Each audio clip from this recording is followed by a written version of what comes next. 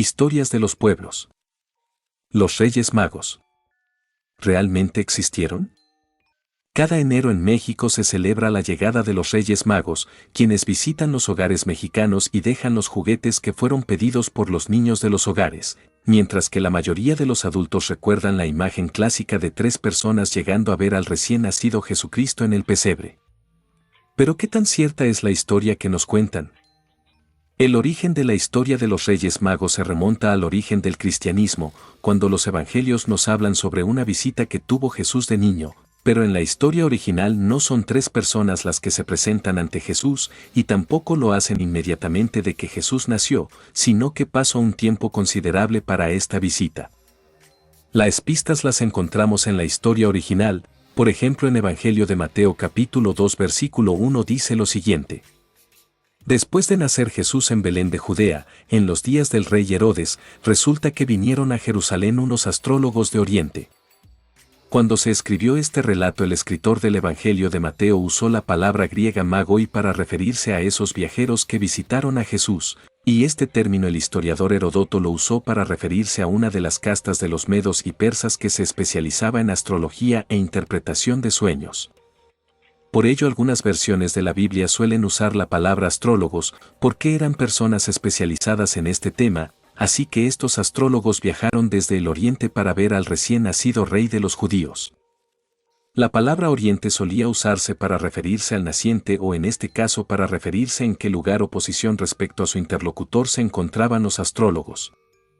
Pero es bien sabido que con el tiempo y para adornar el relato en las tradiciones navideñas se les llamó reyes. Lo mismo pasa con los nombres, no se conocen los nombres reales de aquellos que visitaron a Jesús. El relato continúa. Y preguntaban, ¿dónde está el que nació rey de los judíos?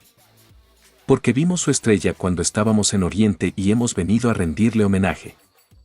El relato es claro y nos indica que no llegaron directamente a Jesús, sino que en su lugar la estrella primero los dirige con el gobernante de los judíos en turno, Herodes, a quien obviamente lo tomó por sorpresa este tema. Aunque el tema del Mesías era algo muy esperado por aquel tiempo, el rey tuvo que consultar con sus expertos dónde nacería el Mesías según las profecías. Al saber el lugar manda a llamar a los astrólogos e investiga hace cuánto que vieron la estrella, para calcular cuánto tiempo ha pasado desde el nacimiento del nuevo rey. Después de esto los envía a buscar el niño, y les deja claro que cuando lo encuentren regresan al palacio para informarle. El objetivo de Herodes era eliminar a lo que consideraba su competencia, por lo tanto está a la espera del regreso de los astrólogos.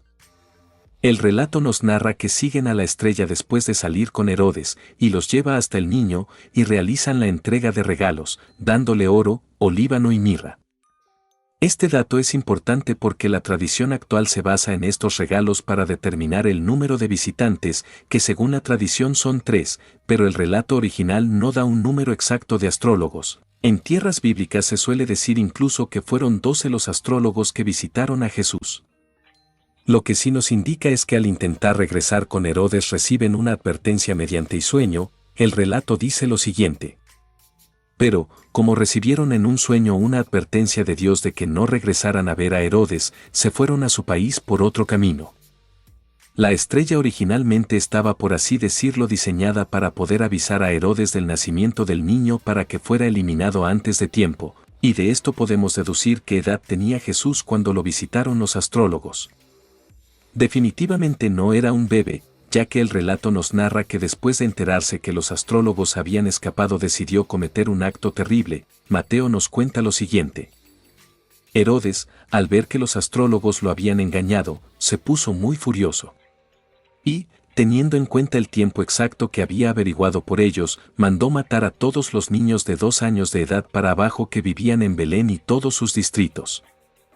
Así que con la información que extrajo de los astrólogos dedujo que Jesús ya debía rondar los 2 años aproximadamente, así que ya no era un bebé recién nacido. Esto es muy diferente a la tradición donde vemos a los 3 reyes magos visitando el pesebre.